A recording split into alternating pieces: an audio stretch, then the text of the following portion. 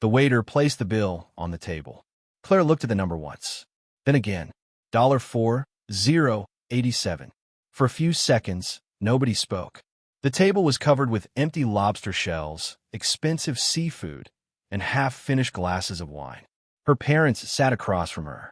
Her older brother Daniel sat beside them with his wife, Melissa. Claire slowly looked up. Daniel smiled. "Go ahead," he said. Claire frowned. "Go ahead with what?" Daniel pointed at the bill. "You're paying." Claire thought he was joking. Nobody laughed. Her mother simply folded her napkin and placed it beside her plate. "It was supposed to be a family dinner," she said. "You can handle it." Claire stared at them. She had never agreed to pay for anything. In fact, she had almost canceled the dinner because money was tight that month. Daniel knew that. Her parents knew that too. Yet they had ordered lobster for everyone. Not one plate. Not two. They had ordered the most expensive items on the menu. Claire looked at the waiter.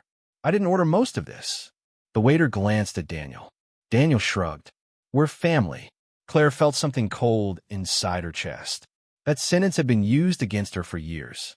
Whenever Daniel needed money, they were family. Whenever her parents needed help, they were family. Whenever Claire said no, they called her selfish. But tonight felt different. Tonight they had gone too far. "I can't pay this," Claire said quietly. Her father leaned back. "You can." "No, I can't." Daniel laughed. "You always have money when you want something for yourself." Claire looked at him. "That isn't true." "Then prove it," Daniel said. The restaurant suddenly felt very quiet. Claire reached for her phone.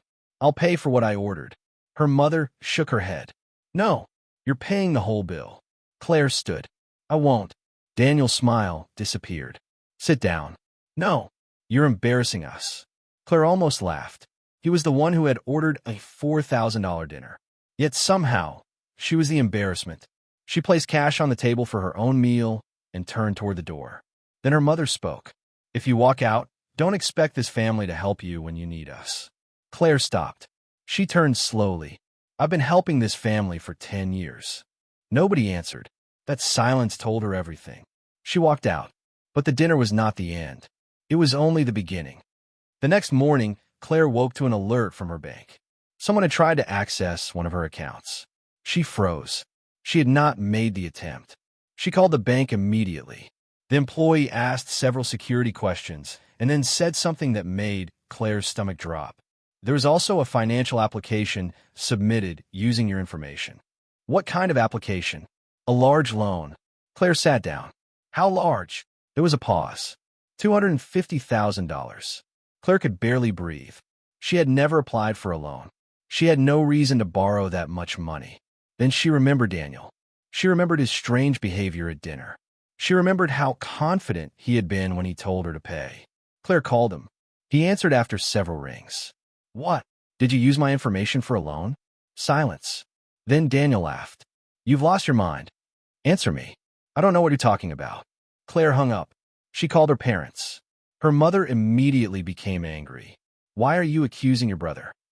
"Because someone used my information." "You're always suspicious of Daniel." "I have proof." Her mother's voice became cold. "Maybe you should stop creating problems." Claire ended the call. For the first time, she stopped trying to convince them. Instead, she started looking for answers. She checked every email, every bank message, every document. Then she found something strange. A file had been sent to her email 3 months earlier. She had never opened it. It was connected to an old family property.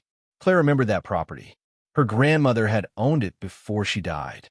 After her death, the family had told Claire there was nothing left. Daniel had handled most of the paperwork. Claire had trusted him. Now she opened the file. Her hands began shaking.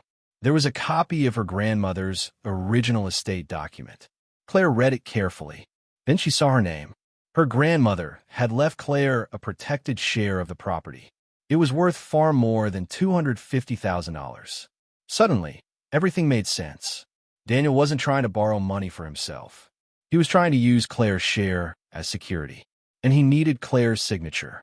But Claire had never signed anything. She looked at the document again. There it was. Her signature. It looked exactly like hers. But Claire knew one thing for certain. She had never signed it. That afternoon, Claire met with a lawyer. She brought every document she had. The lawyer studied them quietly. Then he looked up. "This signature is not enough," he said. Claire frowned. "What do you mean? We need to know when and where this document was signed." He checked the file. Then he smiled slightly. "This document was submitted 2 days before that dinner." Claire stared at him. "The lobster dinner?" "Yes." The lawyer leaned back. "Your family may have planned the dinner to pressure you." Claire suddenly remembered the food. The expensive lobster. The huge bill. The way Daniel had insisted she pay. It had not been about dinner. They wanted her upset. They wanted her trapped. They wanted her to sign something without thinking. Claire looked at the lawyer. What should she do? Nothing. She waited. "Let them think you are scared," he said. "Do not confront them yet." So Claire did exactly that. She stopped calling her family. She answered their messages with short replies. Daniel became more confident. A week later, he sent her a message. "You need to fix this. The family is waiting." Claire showed the lawyer. He saved it. Then another message arrived. "If you don't sign, everyone will suffer." That message became even more important. The family had made a mistake. They had become impatient. And every message gave Claire more proof. 2 weeks later, Claire asked her family to meet. They gathered in her father's living room. Daniel looked confident. "You finally came to your senses," he said. Claire said nothing. Her lawyer walked in behind her. Daniel's face changed. Claire placed a folder on the table. Inside were copies of the bank records, the loan application, the property documents, the messages, and the restaurant receipt. Daniel stared at the papers. "You went to a lawyer?" Claire nodded. Her father stood. "This is a family matter." "No," Claire said calmly. "It stopped being a family matter when you used my name." Daniel became pale. Melissa started crying. Claire looked at her. "Did you know?" Melissa looked at Daniel. Then she whispered, "He told me you had agreed." Daniel shouted at her, "Stop talking." The room went silent. Claire looked at her brother. For years, he had made her feel small. He had taken money from her. He had lied to her. Now, he could not even look her in the eyes. Her lawyer explained that the loan application was being investigated and that the property could not be used without Claire's legal approval. Daniel's plan was over. The inheritance was protected, and the family could no longer control Claire's money. Then Claire pushed one final piece of paper across the table. It was the restaurant receipt. Her mother stared at it. "What does this have to do with anything?" Claire answered quietly. "Everything." The receipt showed that Daniel had ordered most of the expensive food before Claire had even arrived. The $4,000 dinner had been planned. It was never a celebration. It was a trap. Claire stood. "You wanted me to pay a $4,000 bill." She looked at Daniel. "Instead, you gave me the proof I needed to protect everything you were trying to take." Nobody spoke. Claire walked toward the door. Behind her, Daniel finally called her name. "Claire, wait." She stopped. He sounded different now. Not angry. Not confident. Afraid. "Please." Claire looked back once. Then she said, "You should have thought about that before you put my name on something I never signed." She walked away. She never paid the $4,000. And she never returned to that family dinner table again. Months later, the financial investigation continued.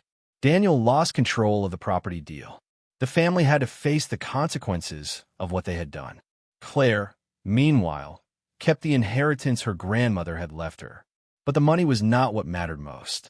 The real victory was knowing that the people who once believed they could control her no longer had any power over her. The $4,000 lobster bill had been meant to humiliate her. Instead, it became the first clue that exposed everything. And sometimes, the biggest revenge is not destroying the people who betrayed you. It is finally becoming someone they can never control again. Months passed after Claire walked away from her family. The financial investigation continued quietly. Daniel stopped calling. Her father sent only a few short messages. Her mother sent longer ones. Some were angry. Some were emotional. A few sounded like apologies. Claire never answered. She had learned something important. Not every message deserved a response. Not every family problem needed to be fixed. For the first time in years, her life became peaceful. She went back to work. She paid her own bills. She stopped checking her phone every few minutes. She stopped wondering when Daniel would ask for money again. She thought the worst was finally over. Then, one Friday afternoon, her lawyer called. "Claire, you need to come to my office." His voice was different, serious. Claire immediately asked what had happened. I can't explain it over the phone. She felt a familiar weight return to her chest. Is it Daniel? Not exactly. Then what is it? There was a short silence. Come in first. Claire drove to his office. When she arrived, he was waiting with a thick brown folder on his desk. He did not open it immediately. Instead, he looked at Claire. There is something we missed. Claire sat down. What? The lawyer opened the folder. Inside were several old documents. Some were copies of her grandmother's property records. Others were bank statements.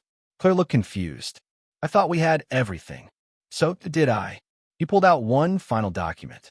It was dated almost 10 years earlier. Claire looked at the name at the top. Her grandmother. What is this? An old trust account. Claire stared at him. Her grandmother had created the account shortly before her death. The lawyer explained that the account had been separate from the property. It contained money that had never been distributed. Claire frowned. How much? The lawyer looked at her. Almost $180,000. Claire stopped breathing for a moment. Why didn't anyone tell me? That is the problem. He pointed to another document. The account had been transferred several times. Each transfer had been approved by a family representative. Claire recognized the name. Daniel. Her hands became cold. But how? The lawyer turned another page. Your grandmother had named Daniel as a temporary administrator. He was supposed to manage the account until all beneficiaries were properly notified. Claire stared at the papers. He never told me. No. Where's the money now? The lawyer did not answer immediately. That silence told her enough. It's gone. Most of it. Claire leaned back. She felt angry. But strangely, she was not shocked. Daniel had already shown her what he was capable of. Still, one question remained. Where did the money go? The lawyer placed several bank statements in front of her. Claire studied them. At first, the transactions looked normal. Small transfers, property expenses, legal fees, maintenance costs. Then she noticed something. A large payment had been made to a company. D. Reynolds Consulting. Claire looked up. Who's that? The lawyer said nothing. Claire searched the name on her phone. Her eyes widened. The company belonged to Daniel. She looked at the lawyer. He paid himself? Repeatedly. Claire turned through the pages. There were dozens of payments. Thousands of dollars at a time. Some were listed as consulting fees. Others were described as management expenses. But there was one payment that made Claire stop. $42,000. The description was simple. Family settlement. Claire shook her head. I never received a settlement. I know. The lawyer pointed to the date. It had been transferred 6 months after her grandmother's death. At that time, Claire had been living in another state. She had never even known the account existed. Then another document caught her attention. A receipt. Claire looked at the signature. It was hers. Again, her stomach dropped. The same signature appeared on a document confirming that she had received the $42,000. But she had never received it. The room suddenly felt very quiet. Claire whispered, He did this before the lobster dinner. The lawyer nodded. Yes. Claire looked at the stack of papers. The $4,000 dinner had been only one part of the story. Daniel had been taking money from her long before she knew what was happening. And now there was proof. But then the lawyer said something even more disturbing. There is another issue. Claire looked at him. What? The bank records show that the money did not simply disappear. He pulled out another page. The $42,000 went somewhere. Claire read the account number. Then she recognized the name. Her father. Claire stared at the paper. So my father knew? We don't know that yet. But the money went to him. Yes. Claire stood and walked toward the window. For years, she had believed her father was simply weak. He always defended Daniel. He always told Claire to forgive him. He always said Daniel needed more help. Now she wondered if her father had known the truth all along. She thought about the lobster dinner. Her father's cold voice. You can pay. The family had not simply expected her to pay for dinner. They believed she owed them. Perhaps they had believed it for years. Claire turned around. What do we do now?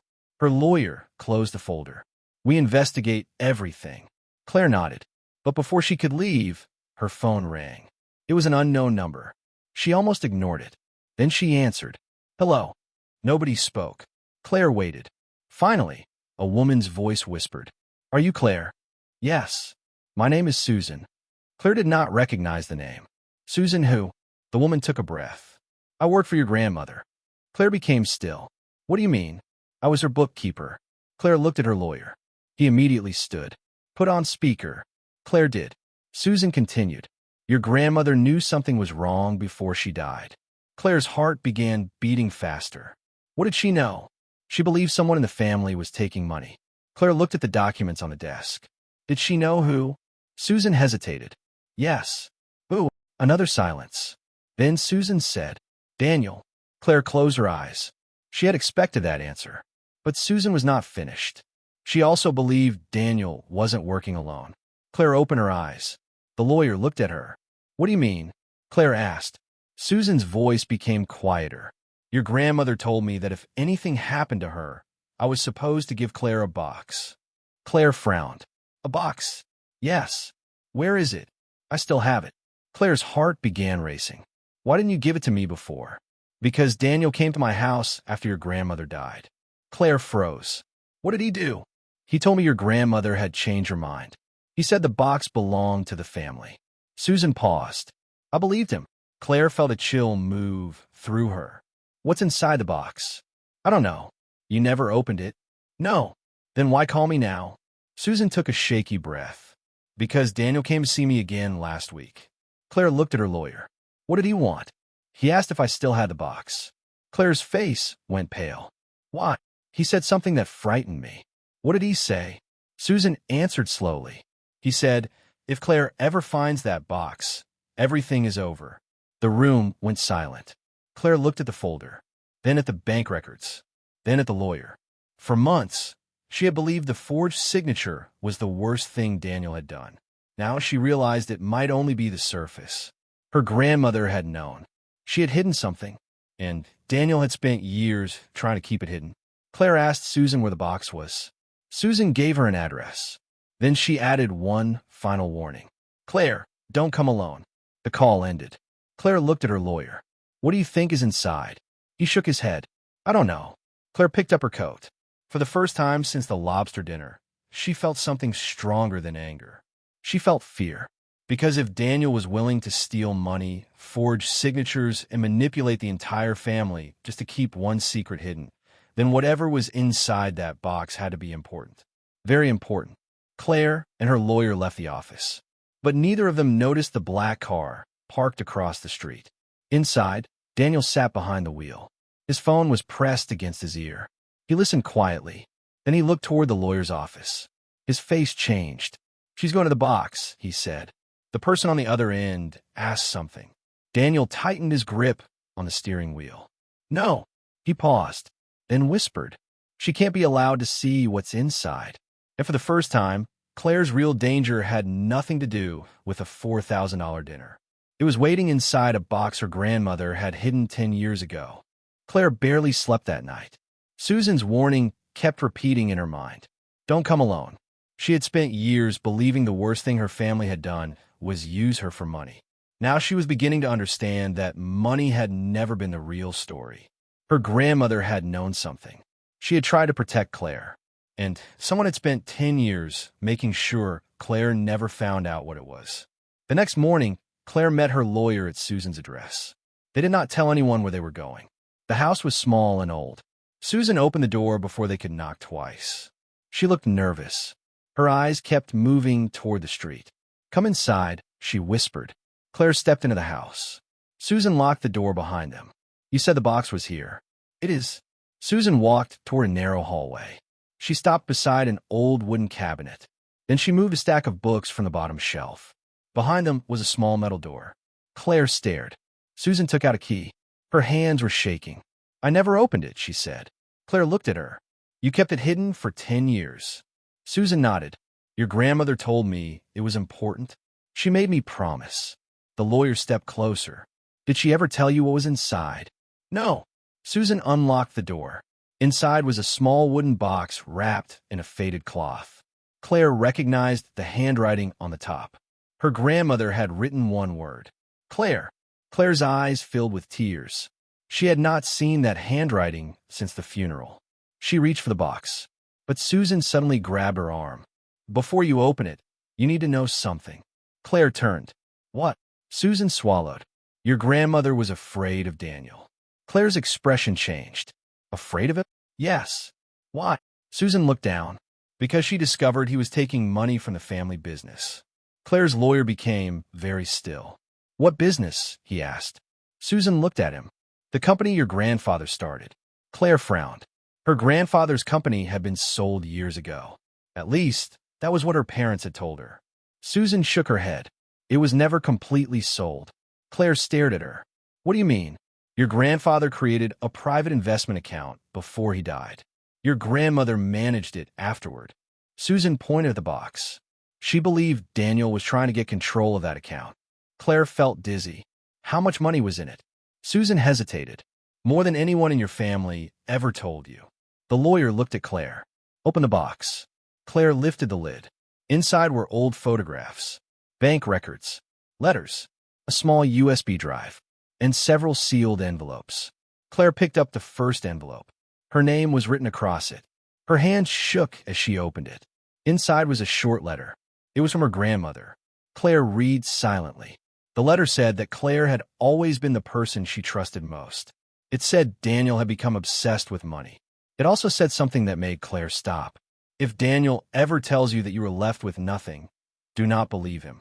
Claire looked up. Her lawyer read the letter. Then he looked at the documents. This changes everything. Claire opened another envelope. This one contained property records. Then another. It contained bank transfers. Some payments went to Daniel. Others went to her father. Claire's hands began to tremble. Her father had not simply ignored Daniel's behavior. He had benefited from it. But then she found something unexpected. A document dated 1 week before her grandmother died. It was a transfer agreement. Claire read it twice. Her grandmother had moved control of the private investment account into a new trust. The beneficiary was Claire, not Daniel, not her father. Claire. The lawyer looked shocked. Do you know what this means? Claire shook her head. This account was protected from anyone else. Claire looked at the document. Then why did they tell me there was nothing? The lawyer answered quietly. Because they wanted you to believe that. Claire felt tears building in her eyes. For 10 years, she had believed she had been forgotten. She had believed Daniel was the favorite because he was more successful. She had believed her grandmother had left him everything because he was the one who stayed close to the family. But now she understood. Daniel had not been given more. He had taken more. And Claire had been kept in the dark because she was the person standing between him and the money. Then she noticed the USB drive. What is this? Susan shook her head. I don't know. The lawyer took it carefully. We should not open it here. Claire nodded. They placed it into a protective case. Then Claire saw another envelope. This one had no name, only a date. The date was the day before her grandmother died. Claire opened it. Inside was a single page. Her grandmother had written, "If Claire is reading this, then Daniel knows." Claire's heart stopped. The lawyer leaned closer. The rest of the letter explained that her grandmother had discovered Daniel had been working with someone outside the family, someone who knew about the trust, someone who wanted control of the money. But the name was missing. The letter ended with one sentence. The person closest to Daniel is not the person Claire thinks. Claire looked at Susan. Who was closest to him? Susan's face became pale. I don't know. Claire thought about Melissa, Daniel's wife. She had always seemed quiet, almost invisible. At the Lobster dinner, Melissa had barely spoken, but she had been recording the argument. Claire suddenly remembered something. Melissa had looked frightened when Daniel became angry. Not angry, frightened. Claire looked at her lawyer. Could Melissa be involved? Before he could answer, a loud sound came from outside. A car door slammed. Susan rushed to the window. Her face changed. It's him. Claire's stomach dropped. Daniel. Susan nodded. Daniel stood outside. He was not alone. A man Claire had never seen before was standing beside him. The lawyer immediately closed the box. Where's the back door? Susan pointed down the hall. Claire grabbed the box. They moved quietly toward the back of the house. Then Daniel knocked on the front door. Once. Twice. Then again. Mrs. Harris? Susan froze. Daniel's voice sounded calm, almost friendly. I know Claire is here. Claire looked at her lawyer. Ow! Nobody answered. Daniel knocked again. I just want to talk. The lawyer whispered. We leave now. They moved through the back door. Claire held the box tightly against her chest. They reached the car. Claire looked back. Daniel was still at the front door. Then something caught her attention. The stranger beside him was holding a photograph. Even from a distance, Claire recognized it. It was a photograph of her grandmother, the same photograph that had been inside the box. Claire got into the car. Her lawyer drove away. They said nothing until they were several streets away. Then Claire opened the box again. She looked at the photograph. Something felt wrong. She turned it over. There was writing on the back, a sentence she had not noticed before. The money is not the secret. The secret is who helped him. Claire stared at the words. Then her phone rang. It was Melissa. Claire almost ignored the call, but she answered. Melissa was crying. Claire. Yes. You need to listen to me. Claire said nothing. Melissa took a shaky breath. Daniel knows you found the box. Claire looked at her lawyer. How? I don't know. Melissa's voice dropped to a whisper. But there is something else. What? I know who helped him. Claire's heart began pounding. Ooh. There was a long silence. Then Melissa said something that made Claire's entire body go cold. It wasn't someone outside the family. She paused. It was your father. The call suddenly ended. Claire stared at the phone. Her lawyer looked at her. What did she say? Claire slowly lowered the phone.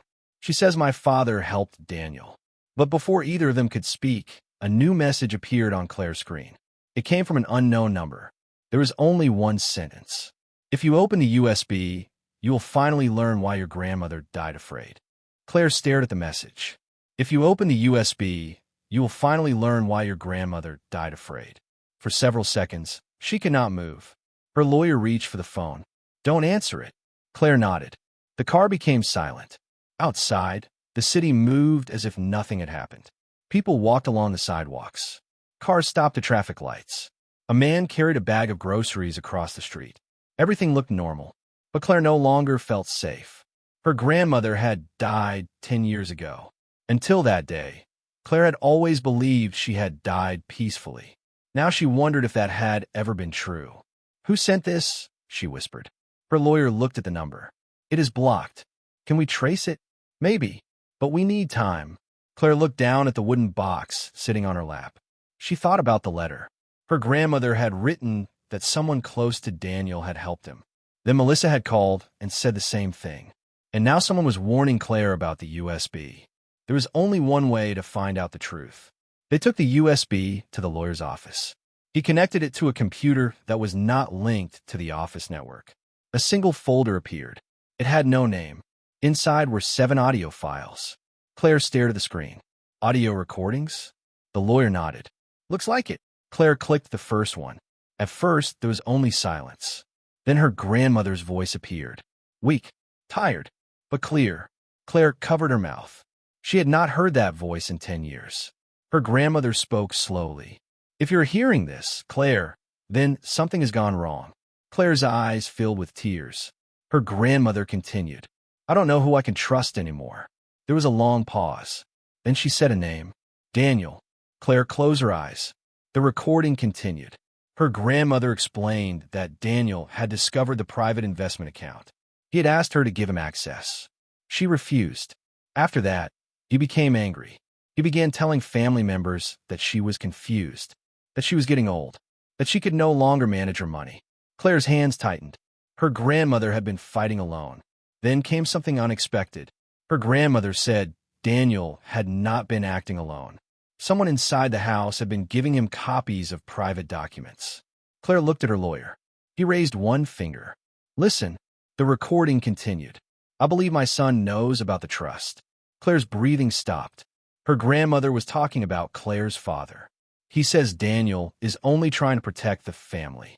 The recording became quiet. Then her grandmother whispered, but I know what they're doing. Claire felt tears roll down her cheeks. The recording ended. Neither of them spoke. The lawyer opened the second file. This one contained another conversation. Claire heard her father's voice. It was older, but she recognized it immediately.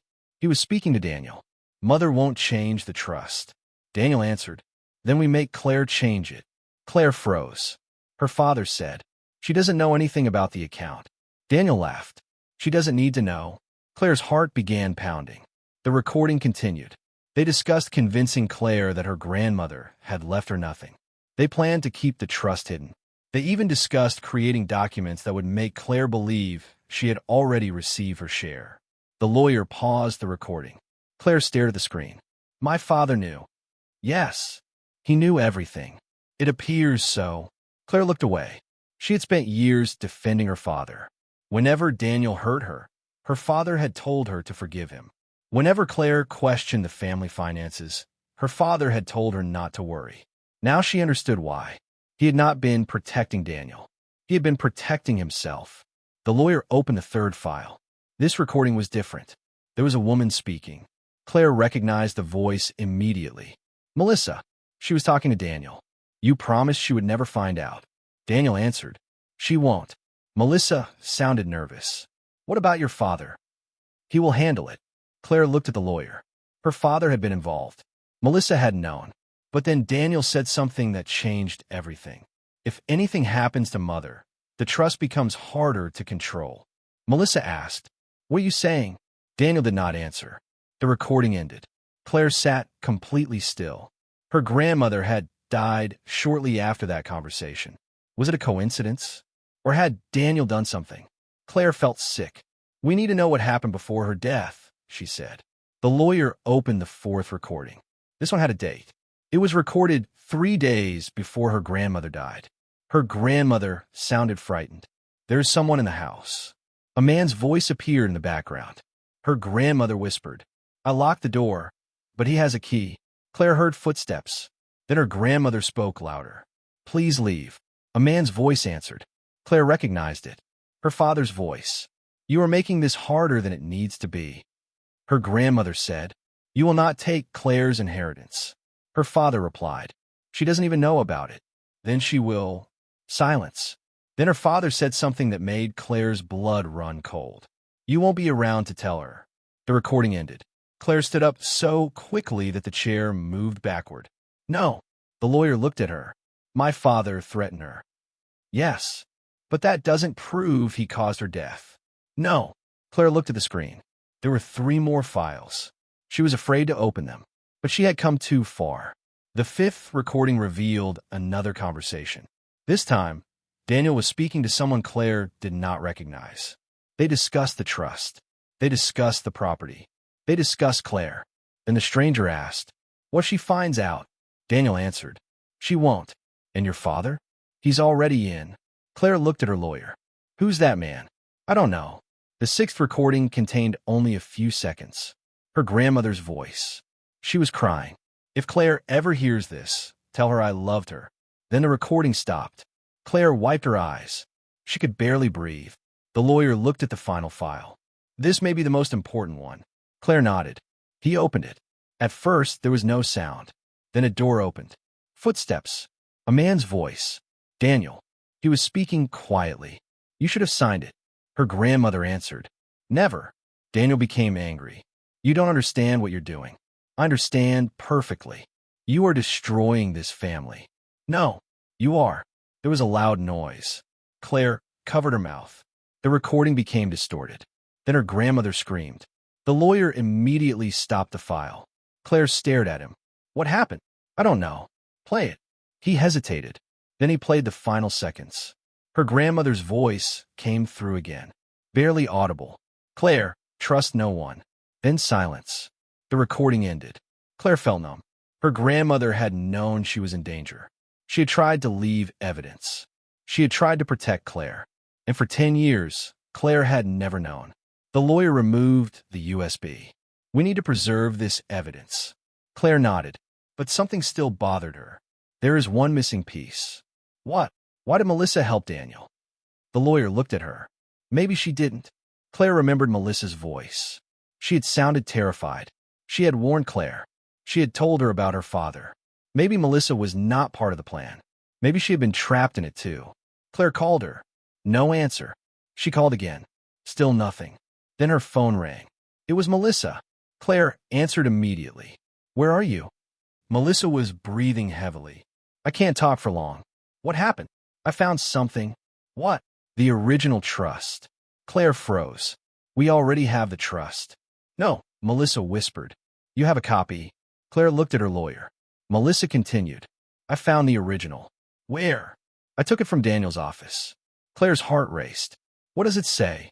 Melissa began crying. It named someone else. Who? Before Melissa could answer, there was a loud sound. She gasped. Then the call ended. Claire called back. The phone was off. A few seconds later, a message appeared. Not from Melissa. From the same unknown number. You should have stopped after the lobster bill. Claire stared at the screen. Then another message appeared.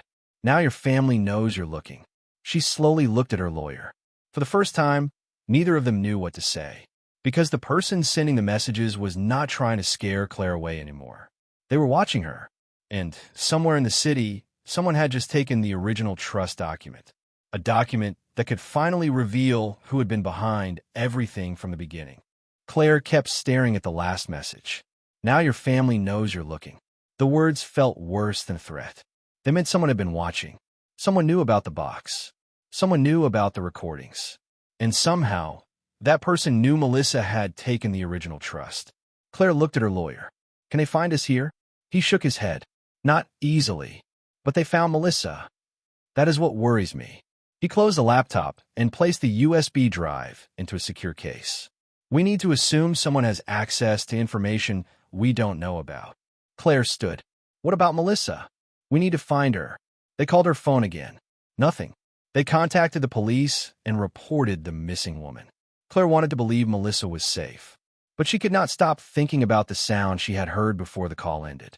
That sharp noise. Then silence. For the first time, Claire wondered if Melissa had been taken. Or worse, the lawyer told her they should leave through the back entrance. Claire followed him. As they reached the parking lot, her phone vibrated. A new message. This time there was an image. Claire opened it. Her face went pale. It was a photograph of Melissa. She was sitting inside a car. Her hands were tied. Claire looked at the lawyer. This was taken recently. At the bottom of the image was one sentence. Bring the USB. Claire's lawyer immediately shook his head. No. Claire looked at him. They have Melissa. We don't know that. The picture could be old. Claire stared at the image. The lawyer zoomed in. The background was dark. There was no clear location. But Claire noticed something. A small red sign behind Melissa. Only part of it was visible. 3 letters. Riv? The lawyer looked at it. River. Claire shook her head. Maybe. They searched old family records. Daniel had owned several properties. One was an abandoned storage building near the river. Claire remembered it. Her father had once told her never to go there. That memory suddenly felt important. They drove toward the building. They did not tell anyone where they were going. The lawyer parked several blocks away. Claire looked at the dark structure. The windows were broken. The front door was locked. There were no lights. Maybe she isn't here, the lawyer said. Claire nodded, but she knew they had to check. They entered through a side door. The building smelled old and damp. Every sound echoed through the empty rooms. Claire called softly. Melissa. No answer. They moved deeper inside. Then Claire heard something. A faint tapping sound. She followed it. Behind a closed door was a small office. The tapping continued. Claire opened the door. Nobody was there, but a phone was lying on the floor. It was Melissa's phone. The screen was cracked. Claire picked it up. There was one unsent message. She opened it. Claire, don't trust. The message ended there. Claire's heart sank. Don't trust who? Her lawyer looked around. Then he noticed a piece of paper on the desk.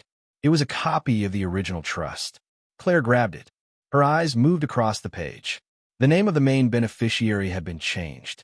It was not Claire. It was Daniel. But the change was not signed by her grandmother. It carried another signature. Claire recognized it immediately. Her father's. She felt sick. My father changed the trust. The lawyer examined the document. Not exactly. He pointed to the date. This was prepared before your grandmother died. Claire looked at him. So they planned it? Yes. But this is only a copy. Correct. Claire folded the paper. Then where is the original? Before the lawyer could answer, a sound came from the hallway. Footsteps. Both of them froze. The footsteps stopped. Then a man's voice called out. Claire. She knew that voice. Daniel. Her lawyer whispered. Stay behind me. Daniel appeared at the end of the hallway. He looked tired. His shirt was wrinkled. His face was pale, but he was not holding a weapon. He slowly raised his hands. I don't want to hurt anyone. Claire stared at him. Where is Melissa? Daniel looked away. She left. That's a lie. She was scared. Of you. Daniel said nothing. Claire stepped forward. You have been lying to me for 10 years. Daniel's eyes became wet. I know. That answer surprised her. She had expected anger. Instead, he looked broken. What? Daniel lowered his head. Because I was afraid. Of what? My father. Claire stared at him. What? Daniel looked toward the floor. He started everything. Claire's heart stopped. Your father? My father. Your father. Daniel looked at her. He wanted the money. Claire shook her head. No. You wanted the money. I did. His voice cracked. But I wasn't the one who planned the trust. Claire said nothing. Daniel continued. After grandmother changed the trust, Dad told me we would lose everything. You already had everything. No. Daniel looked at her.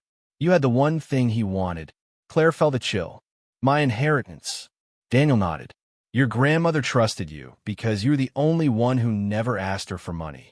Claire remembered those words. Her grandmother had always told her that money could change people. Claire had never understood what she meant. Now she did. Where is Melissa? Daniel looked toward the door. I don't know. Claire did not believe him. You were with her. Yes. What happened? Daniel took a breath. She found the original trust. Claire stepped closer. Where is it? Daniel looked at her. I gave it to someone. Ooh, he did not answer. Claire's lawyer stepped forward.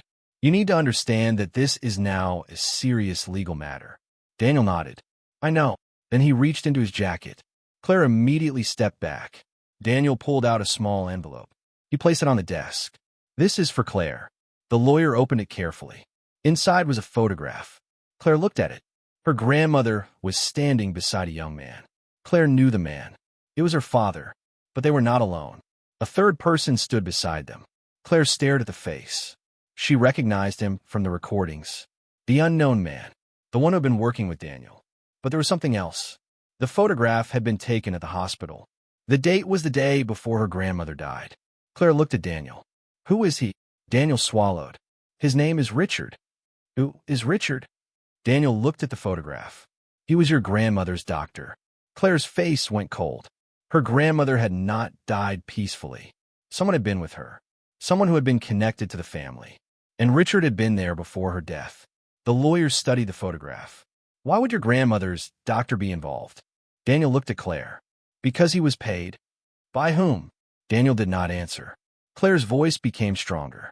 Who paid him? Daniel finally whispered. Your father. Silence filled the room. Claire felt like the floor had moved beneath her. Her father had not simply hidden the trust. He had not simply helped Daniel. He had been involved in the events surrounding her grandmother's final days. But Daniel was still hiding something. Claire could see it in his face. You know more. Daniel looked away. Tell me. I can't. You owe me the truth. Daniel's eyes filled with tears. I was there that night. Claire froze. What happened? Daniel shook his head. I heard them arguing. Who? Your father and grandmother. Claire waited. What did your father want? Daniel looked directly at her. He wanted her to sign one final document. What document? The document that would transfer everything. Claire's hands trembled. She refused. Daniel nodded. And then, Daniel closed his eyes. I left. Claire stared at him. You left. I was afraid. What happened after you left? Daniel did not answer. Instead, he pulled out his phone. He showed Claire a message. It had been sent 10 years ago. The sender was their father. The message contained only 6 words. She will never tell Claire now. Claire felt the blood drain from her face. Her lawyer took the phone. This could be important evidence. Daniel nodded. I know. Claire looked at him. Why are you helping me now? Daniel's eyes lowered. Because Melissa found the truth. What truth? She discovered what happened after I left that night. Claire's heart began racing. What happened? Daniel looked at the door. Before he could answer, another phone began ringing. Not Claire's. Not the lawyer's. Daniel's. He looked at the screen. His face turned completely white. Claire watched him. Who is it? Daniel slowly turned the phone toward her. The caller's name was displayed on the screen. Dad. Daniel answered. Nobody spoke. Then a man's voice came through. Claire could hear it clearly. Her father's voice. Calm. Cold. You found the original trust, didn't you? Daniel said nothing. Their father continued. Then you already know what happened to your grandmother. The call ended. Claire stood frozen. Daniel looked at her. Then he whispered the words that changed everything. Your grandmother didn't die when they told you she did. Claire could not speak. The words Daniel had just said seemed impossible. Your grandmother didn't die when they told you she did. For 10 years, Claire had believed the same story. Her grandmother had become sick. She had gone to the hospital. She had died that night. The family had arranged the funeral. Claire had cried beside the coffin. She had never questioned any of it. Now, every memory felt different. What do you mean? She asked. Daniel looked toward the window. I mean, the time on the death certificate was changed. Claire felt cold. Changed by who? Your father. Her lawyer stepped closer. Daniel, you need to explain this clearly. Daniel nodded. I will. He sat down. His hands were shaking. Grandmother didn't die that night. She survived. Claire stared at him. How long? Almost 2 days. Claire covered her mouth. Where was she? In a private room at the hospital. Why wasn't I told? Because your father told everyone you were not allowed to visit. Claire felt tears in her eyes. He said she was too sick. Daniel nodded. That was the story. What really happened? Daniel looked at her. She woke up. Claire's heart broke. She was awake? Yes. Did she ask for me? Daniel looked away. She asked for Claire. Claire closed her eyes. A tear rolled down her cheek. Her grandmother had been alive. She had been asking for her. And Claire had never known. Why didn't you tell me? Daniel's voice became weak. Because I was a coward. Claire looked at him. You knew. Yes. You let me believe she died that night. Yes. Her anger returned. But before she could speak, Daniel continued. Your father told me that if I said anything, he would make sure I lost everything. Claire shook her head. You chose money. I did. Daniel looked ashamed. And I have regretted it every day since. The lawyer asked, what happened during those 2 days? Daniel took a long breath. Your grandmother changed everything. Claire looked at him. What do you mean? She called a lawyer. Her lawyer immediately became alert. Who? I don't know his name. Where is he now? I don't know. Daniel reached into his pocket. He pulled out an old folded paper. My grandmother gave me this. Claire took it. It was a hospital note. The handwriting was shaky, but she recognized it. Her grandmother had written, I know who they are protecting. I know where the money came from. Claire must know the truth. Claire looked up. What money? Daniel shook his head. I don't know. The lawyer examined the paper. There is a date. Claire looked at it.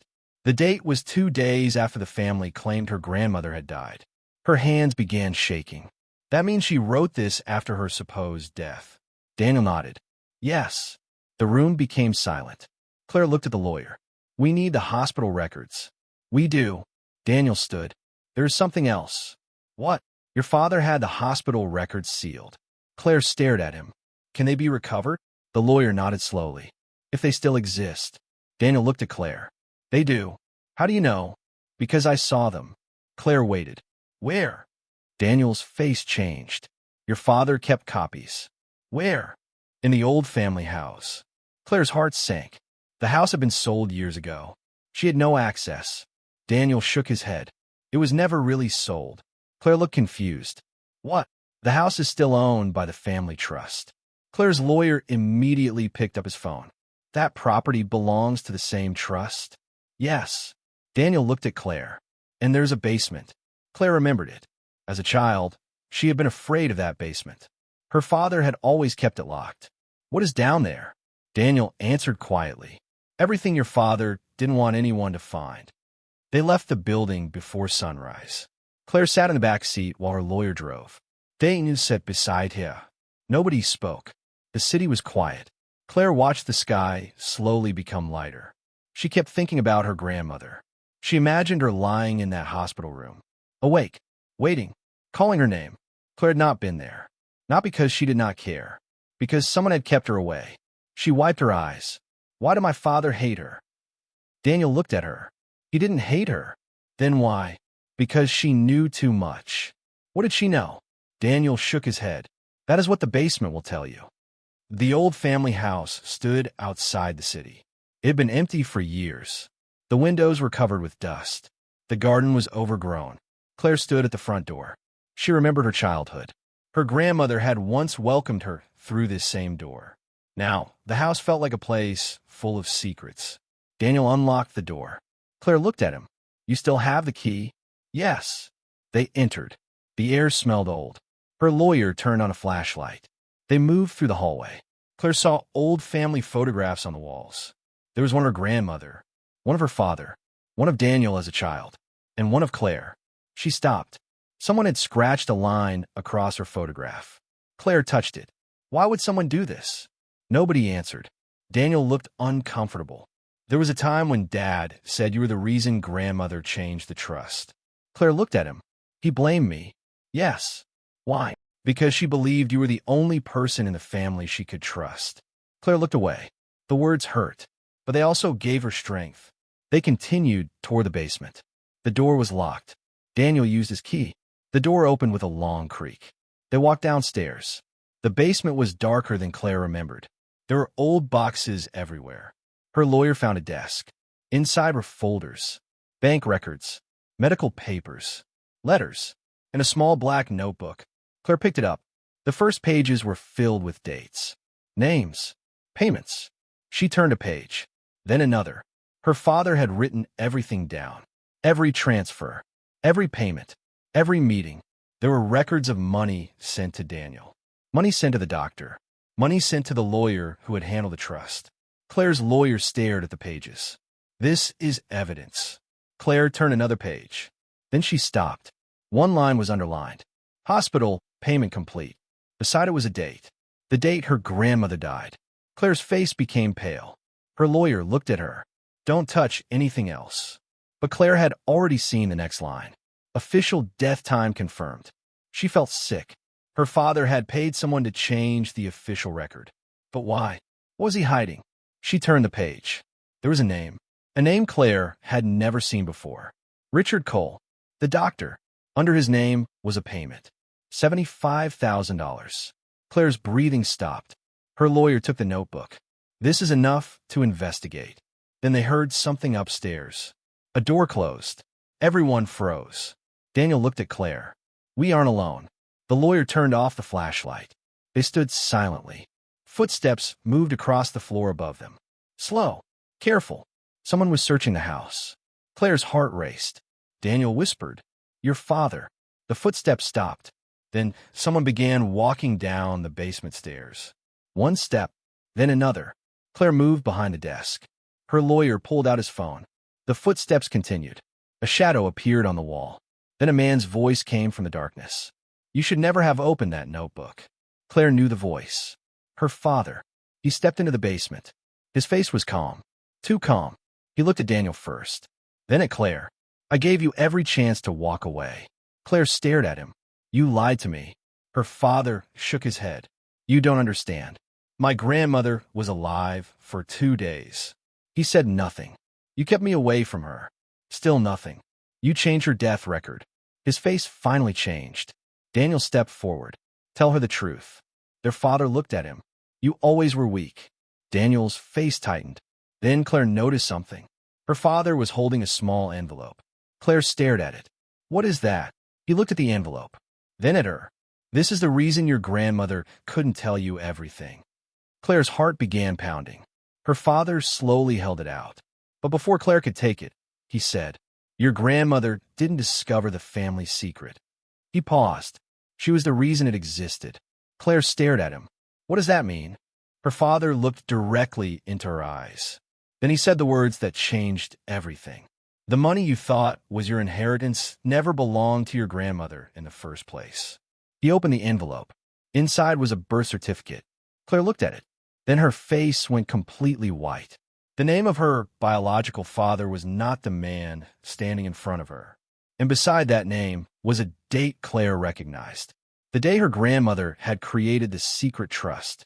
The trust had never been created to protect Claire's inheritance.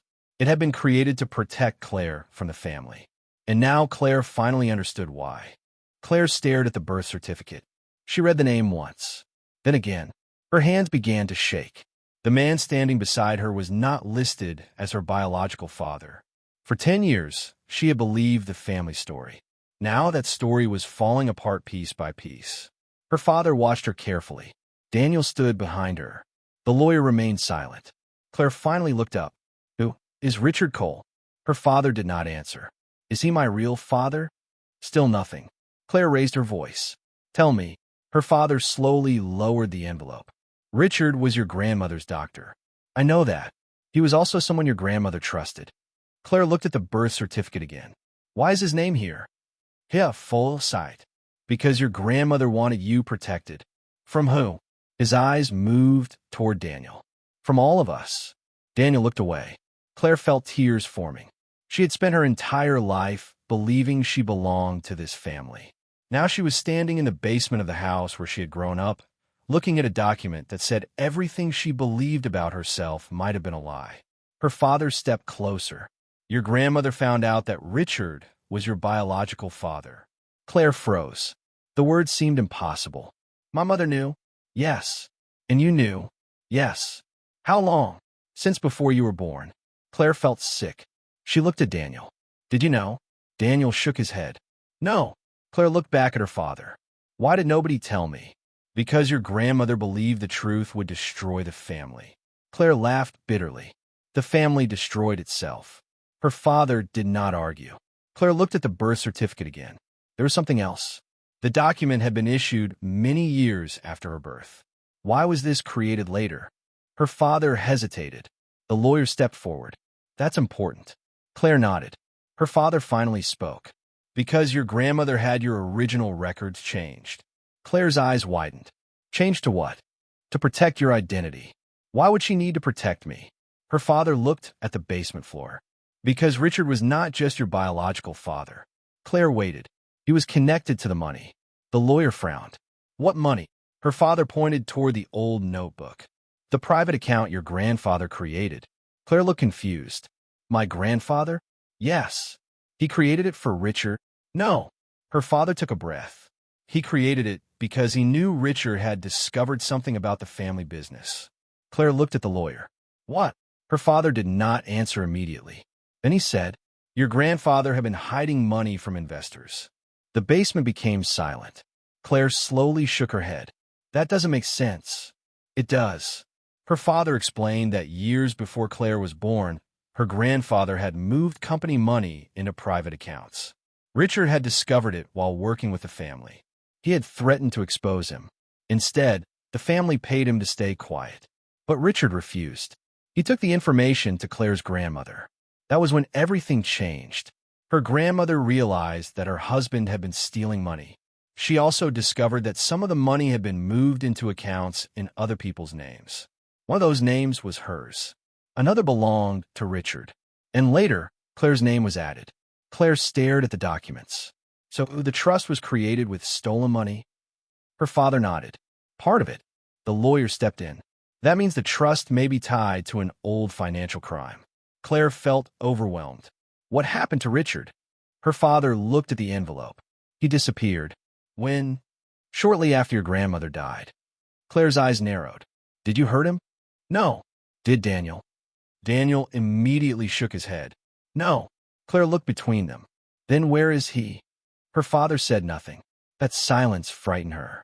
Then the lawyer noticed another document inside the envelope. He pulled it out. It was a letter. The envelope had been sealed for years. The lawyer carefully opened it. Claire recognized her grandmother's handwriting. She began reading. The letter was addressed to her.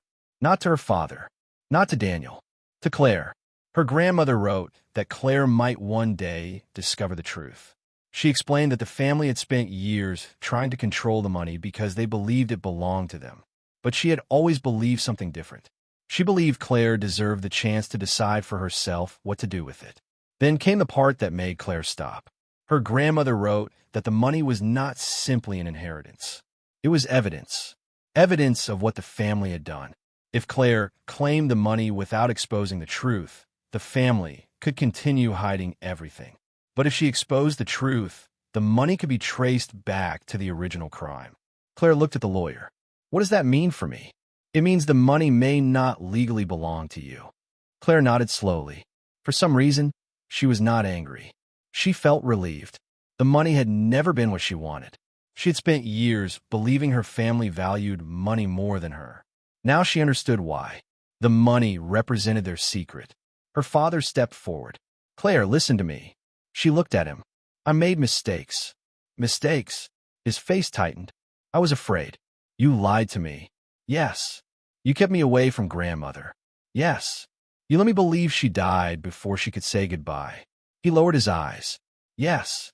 Claire's voice became quiet. Why? Her father finally answered. Because your grandmother was going to expose everything. And you stopped her?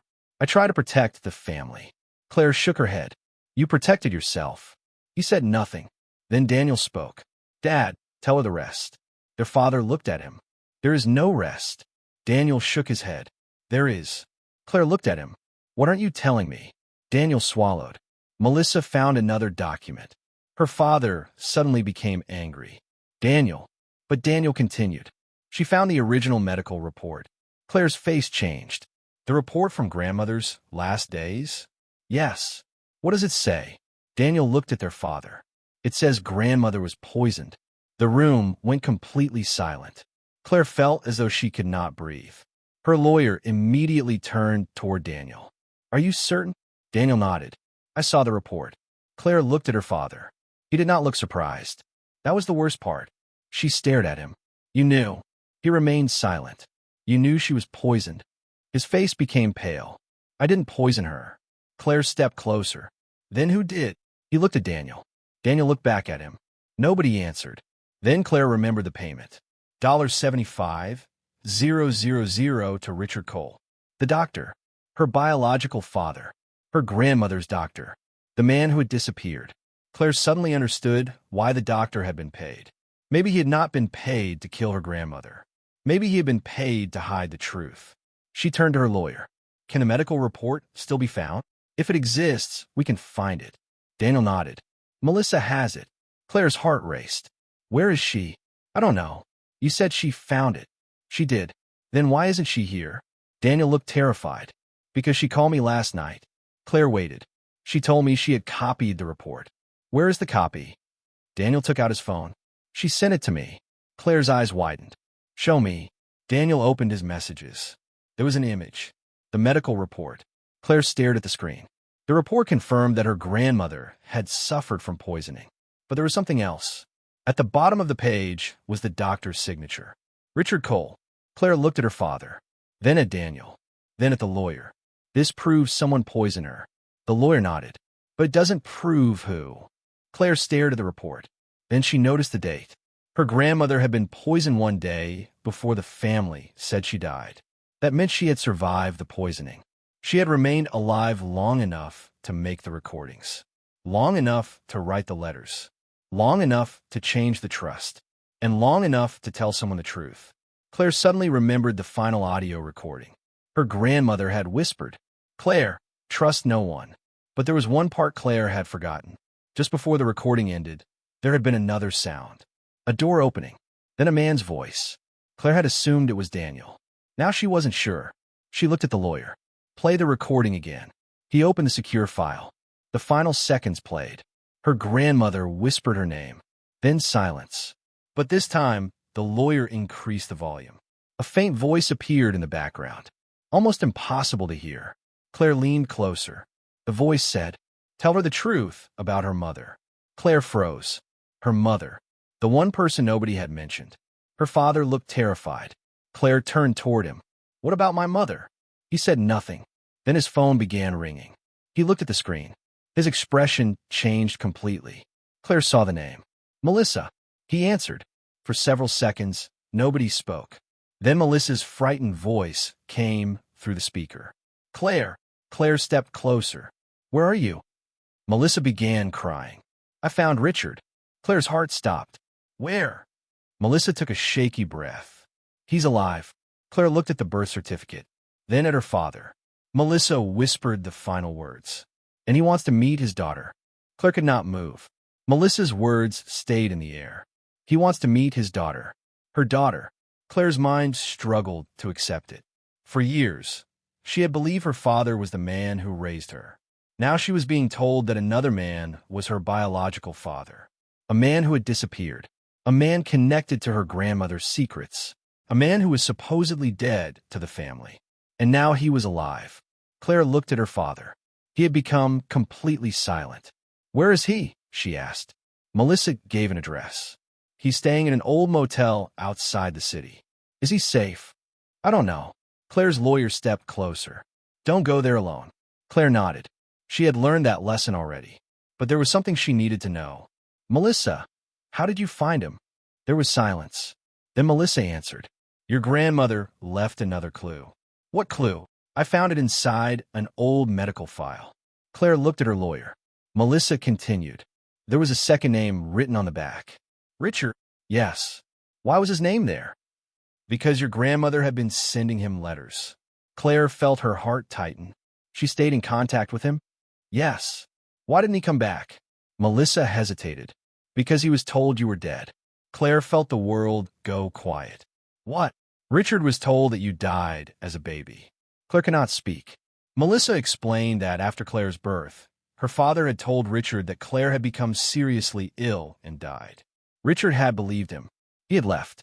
But Claire's grandmother had secretly continued searching for him. She had eventually found him. They had exchanged letters. And Richard had promised that if Claire ever discovered the truth, he would come back. Claire wiped her eyes. "So he never abandoned me." "No. He thought I was dead." "Yes." That hurt more than she expected. For years, Claire had secretly wondered why her biological father had never looked for her. Now she knew. Someone had made sure he never could. Her own family had erased him from her life. Claire looked at her lawyer. "I need to meet him. We can arrange it." "No." She shook her head. "I don't want another delay." Her lawyer studied her face. Then he nodded. "Then we go together."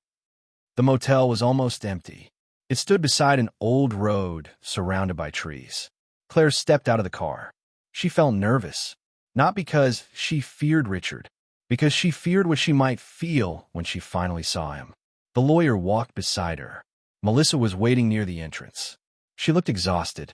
Her eyes were red. Claire stopped in front of her. "What happened to you?" Melissa looked away. "I've been hiding." "From Daniel?" "From everyone." Claire studied her. "Where is Daniel?" Melissa shook her head. "He disappeared after the basement." Claire frowned. "Did he hurt you?" "No." "Then where is he?" "I don't know." Melissa took a breath. "He told me to leave before your father found me." Claire looked toward the motel. "Is Richard inside?" "Yes." Melissa pointed toward the last room. Room 12. Claire walked slowly toward it. She stopped outside the door.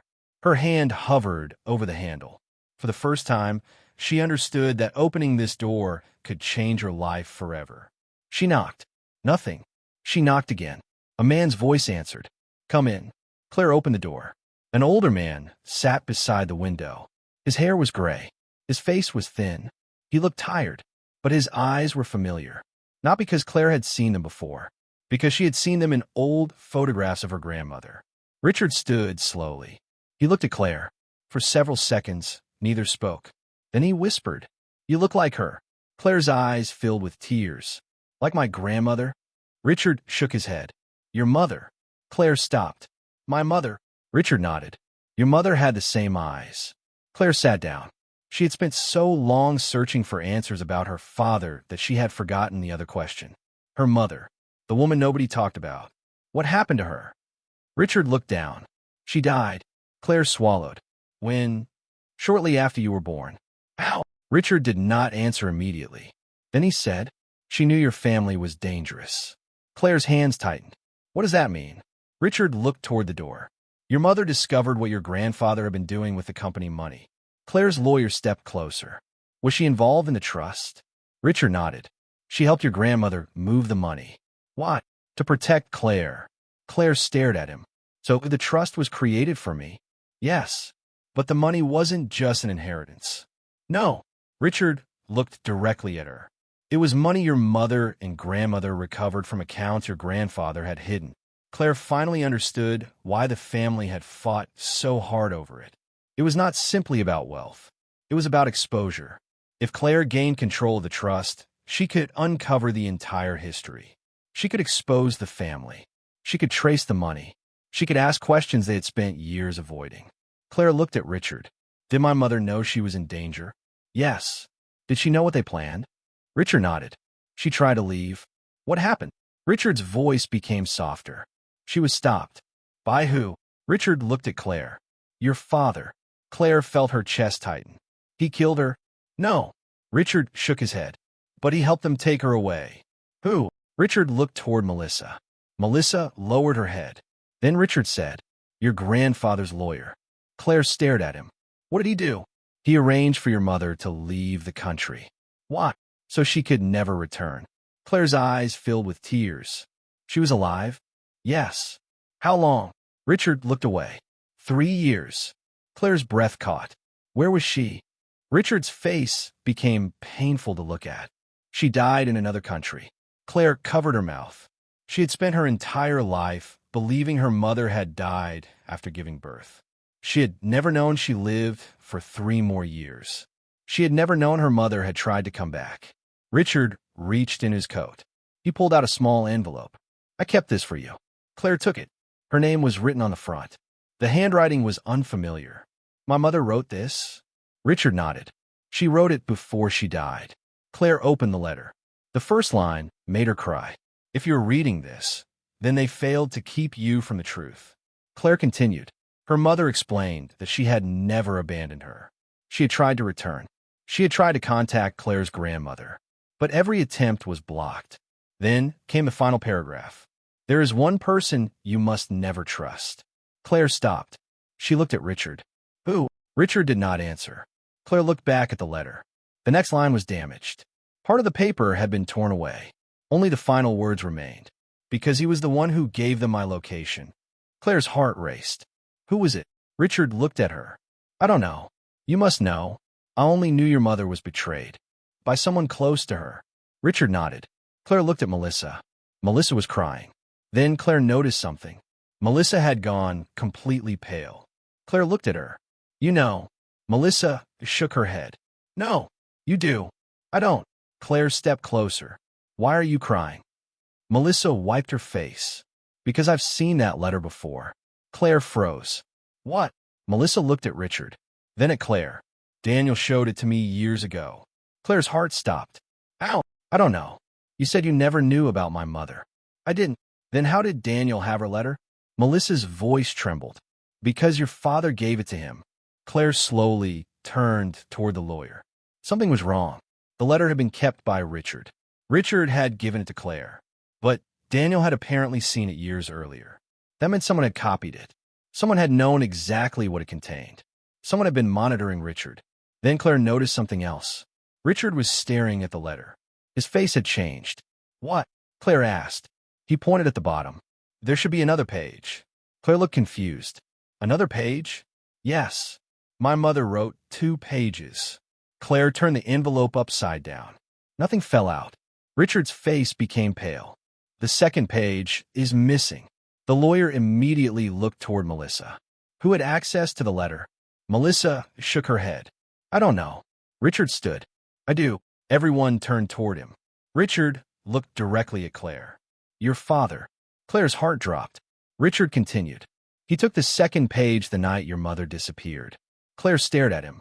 What was on it? Richard's voice became quiet. Your mother wrote the name of the person who betrayed her. Claire felt a cold wave move through her. Who? Richard looked toward the door. Before he could answer, the motel lights suddenly went out. The room became completely dark. Then Claire heard a car engine outside. A door slammed. Richard whispered one sentence. Someone followed you here. Claire's phone vibrated. One new message appeared. Ask Richard who really ordered the $4,000 dinner. Claire stared at the screen. The lobster bill. The dinner that had started everything. It suddenly had a connection to the missing letter. And then another message arrived. Because Daniel was never the one who planned it. Claire slowly looked up. For the first time, she wondered if Daniel had been only a pawn. And if that was true, the person behind the entire plan was still close. Very close. The room remained completely dark. Claire stood frozen. Her phone was still in her hand.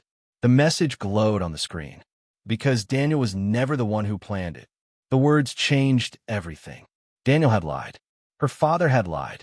Even Melissa had hidden things. But someone else had been moving pieces behind them. Someone who knew about the lobster dinner. Someone who knew about Richard. Someone who knew about the missing page. Claire looked toward the window. Outside, the car engine was still running. Richard whispered, "Don't go near the window." The lawyer moved toward the door. "Stay here." He slowly opened it. The hallway was empty. The motel lights suddenly came back on. Claire looked around. Melissa was gone. Her chair was empty. The door to the bathroom was open. Melissa, no answer. Richard rushed toward the hallway. Claire followed him. They found the back door open. Cold night air moved through the room. Melissa had disappeared. On the floor was her phone. The screen was cracked. Claire picked it up. There was one new message. It had been sent just seconds earlier. She knew too much. Claire's stomach tightened. Who sent this? The lawyer looked at the phone. We don't know. Richard looked frightened. I know. Claire turned toward him. What? Richard pointed toward the road. That car. The same black car was parked across the street. Its headlights were off. Richard's face became pale. I've seen it before. Where? Outside my house. Claire stared at the vehicle. Who is inside? I don't know. The lawyer stepped closer to the window. We shouldn't stay here. They left through the back entrance. The three of them moved quickly to the lawyer's car. Nobody spoke until they were several streets away. Then Claire asked the question that had been burning inside her. Who ordered the lobster dinner? Richard looked at her. I don't know, but someone planned it. Yes. Why would anyone spend $4,000 on food just to make me pay? Richard thought for a moment. To create a reason to pressure you. Pressure me into what? He looked at the lawyer. The trust. Claire understood. The dinner had never been about the bill. Someone wanted Claire angry. Someone wanted her emotional. Someone wanted her to believe she was being attacked by her family. And while she was distracted, they could push her toward the documents. But why use Daniel? Why involve the entire family? Claire suddenly remembered something. Daniel said my father wanted the money. Richard nodded. He did. But Daniel also said someone else was helping. Yes. Who? Richard remained silent. Claire stared at him. You know. Richard looked down. I have suspected someone for years. Who? Your mother. Claire froze. My mother. Richard nodded. Before she disappeared, she trusted someone completely. Who? Your aunt. Claire stared at him. She had almost forgotten about her father's younger sister, Evelyn. Evelyn had left the family years ago. She had rarely appeared at family gatherings. Whenever Claire asked about her, her father always said they had lost contact. Claire looked at her lawyer. Where is Evelyn now? He immediately reached for his phone. I can find out. Richard shook his head. Be careful. Why? Because Evelyn was the person who knew about the original trust. Claire felt confused. Then why would she help my family? Richard's answer was quiet. She may not have. The lawyer looked up. What do you mean? Richard leaned back. There were two trusts. Claire stared at him. Two? Yes. One was created by your grandfather. The other? Your grandmother created the second one after she discovered the first. Claire's mind raced. What was the second trust for? Richard looked directly at her. You. Claire felt her chest tighten. Why? Because your grandmother knew the first trust would be attacked. Richard explained that the first trust held money connected to the family business. The second trust held something more valuable. Evidence. Documents. Records. Names. Proof of everything the family had done. Claire suddenly understood. The money was never the real prize. The documents were. Whoever controlled the second trust could expose the entire family. And that meant the person behind the lobster dinner wanted something from it. What was inside the second trust? Claire asked. Richard shook his head. I never saw everything. But you know who controlled it? Yes. Who? Richard hesitated. Then he said, your grandmother gave control to someone she believed would never betray her. Claire waited. Who? Richard looked at her. Evelyn. Claire felt stunned. Her aunt had controlled the secret trust. The aunt her father had claimed was no longer part of the family. The aunt who had disappeared years ago. The aunt who may have known everything. The lawyer started searching for her. Then his phone rang. He answered. His expression changed. What? Claire watched him. He listened for several seconds. Then, into the call. What happened? We found Evelyn. Claire's heart raced. Where? The lawyer looked at her. She owns a small house less than an hour from here. Richard immediately shook his head. No. Claire looked at him. Why? Because if Evelyn still has the second trust, she will already know you're coming. Claire frowned. Ow! Richard pointed at her phone. Someone has been watching you. Claire looked at the messages. Then she understood. The unknown person knew about every step she had taken. Maybe the person was not outside the family. Maybe the person had access to the family's old records. Maybe they had access to the trust. The lawyer's phone rang again. This time it was a police officer. The officer had found Melissa. Alive. Claire closed her eyes in relief. Where is she? At a gas station outside the city. Is she hurt? No serious injuries. Claire wanted to ask who had taken her, but the officer said something else. She asked us to tell you one thing. What? The officer paused.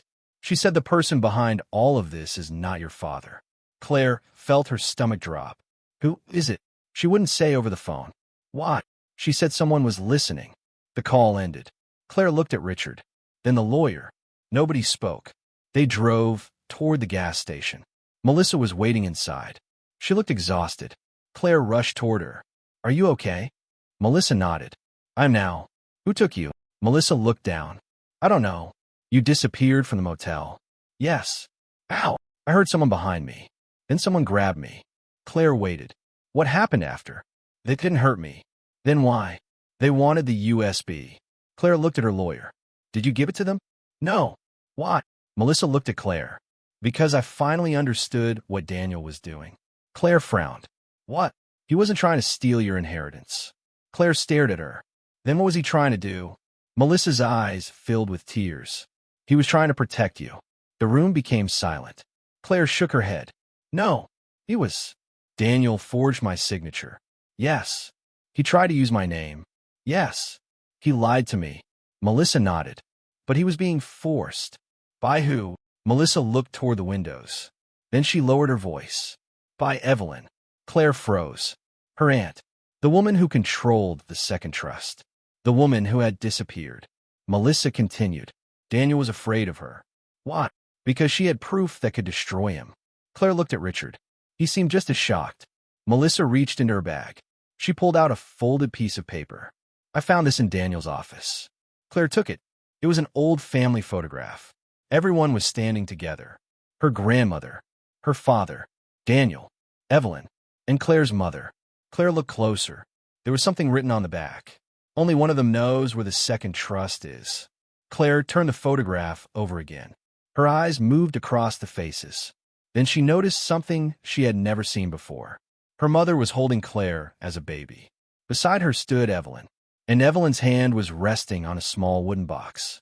The same kind of box Claire had found at Susan's house. Claire's breathing stopped.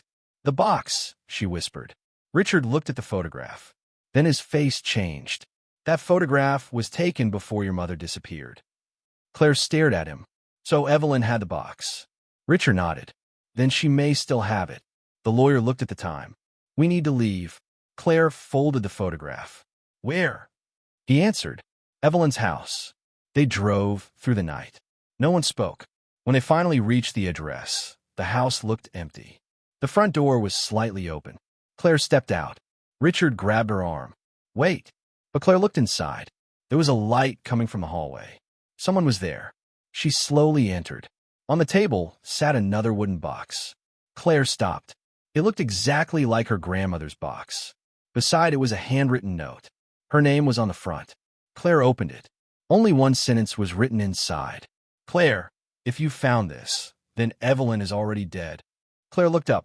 From somewhere upstairs came a slow creaking sound. Then a woman's voice called from the darkness. Claire. Claire froze. She knew that voice. It was Evelyn. But Evelyn was supposed to have disappeared years ago. Claire took one step toward the stairs. Then Evelyn spoke again. You finally came. And before Claire could answer, another voice came from behind her. A voice she had not expected to hear again. Daniel. Claire, don't go upstairs. Claire turned. Daniel stood in the doorway. His face was terrified. He pointed toward the second floor. She isn't alone. Claire stood at the bottom of the stairs. Daniel was behind her. His face was pale. She isn't alone, he repeated. Claire looked toward the dark hallway. Who is with her? Daniel shook his head. I don't know. Then a light came on upstairs. A woman appeared at the top of the stairs. It was Evelyn. She looked older than Claire remembered. Her gray hair was tied back. Her face was calm, almost too calm. Claire, she said softly. Claire stared at her. You're alive. Evelyn gave a small smile. Of course I am. Daniel stepped forward. Where is he? Evelyn looked at him. You still don't understand. Where is your father? Evelyn's smile disappeared. He's not here. Claire looked at Daniel. Then who is she afraid of? Evelyn slowly walked down the stairs. No one. She stopped in front of Claire. You have your grandmother's eyes. Claire felt a painful sadness. My grandmother trusted you. She did. You betrayed her. Evelyn shook her head. No, I protected her. Claire's lawyer stepped forward. Then explain everything. Evelyn looked at him. I will. She walked toward the table. The wooden box was still there. She opened it. Inside were dozens of documents. Bank records, letters, medical reports, old photographs, and one small recording device. Claire stared at it. What is that?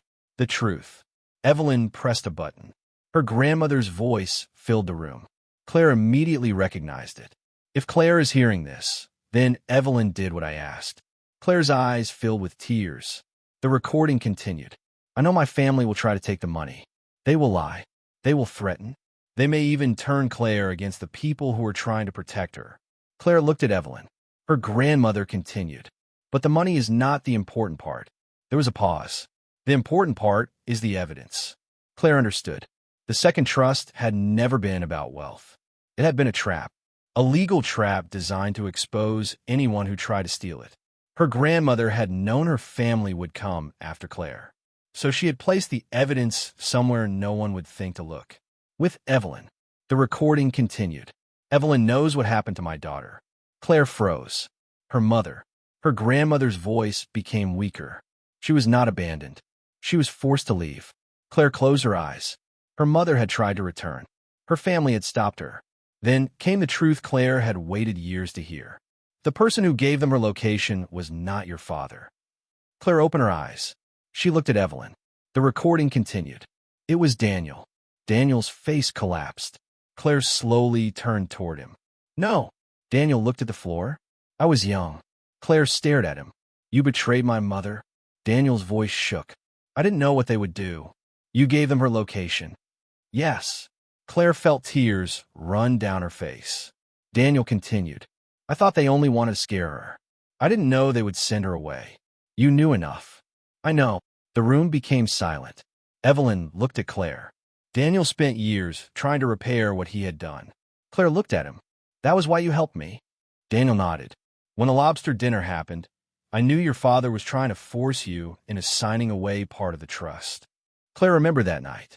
Her family had ordered thousands of dollars of lobster. They had eaten without concern. Then they had pushed the bill toward her. You're paying. At the time, it had seemed like cruel family behavior. Now, Claire understood. The bill was only the beginning. Her father had wanted to make her feel guilty. He wanted her to pay. Then he wanted her to sign. Then he wanted control. But Daniel had secretly recorded the dinner. He had sent the recording to Evelyn. That was how the secret investigation had started. Claire looked at him. Why didn't you tell me?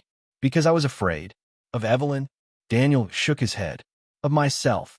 He looked broken. I knew I had helped them once. I didn't want to hurt you again. Claire said nothing. Evelyn opened another file. This is the original medical report. Claire took it. It showed that her grandmother had been poisoned. But there was another document beneath it. A payment record.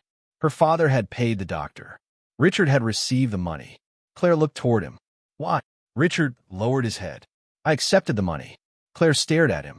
But you didn't kill her. No. Then what did you do? Richard swallowed. I changed the report. Claire's face hardened. I thought so. I was scared. You let everyone believe she died earlier than she did. Yes. And you knew she was poisoned. Yes. Richard's voice broke. I regret it every day. Claire looked away. For years, everyone had called her family. But almost everyone had chosen fear over truth. Her father, Daniel, Richard, even people she had trusted. Then Evelyn placed one final document on the table. This is why her father thought he could never lose. Claire looked at it. It was a copy of a bank transfer. The money came from the family company. It had been moved into accounts controlled by Claire's father. Millions of dollars. The lawyers studied the documents. This is enough to reopen the old case. Evelyn nodded. There is more. She opened another folder. Inside were copies of every payment, every transfer, every false document, every attempt to hide the money. And finally, a signed statement from Claire's father. Claire stared at it. What is this? Evelyn answered. He signed it years ago. Why? Because your grandmother made him choose. Claire looked confused.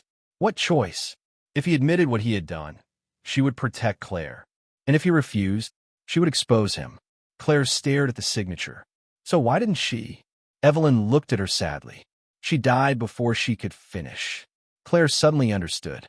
Her grandmother had not failed. She had simply run out of time. But she had left enough behind. Enough for Claire to finish what she started. 3 weeks later, the family began to fall apart.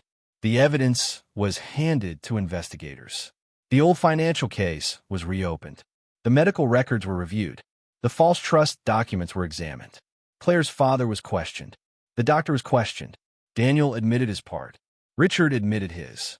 Melissa gave investigators everything she had, and Evelyn gave them the second trust. The family had spent years hiding the truth. Now the truth was everywhere. Claire did not have to scream. She did not have to threaten anyone. She did not have to destroy them herself. She simply stopped protecting them. That was her revenge. She let the evidence speak. Her father eventually lost control of the family company. The stolen money was traced. The properties were frozen. The false accounts were exposed. Daniel lost everything he had built through the family. But Claire did something unexpected. She did not take the money for herself.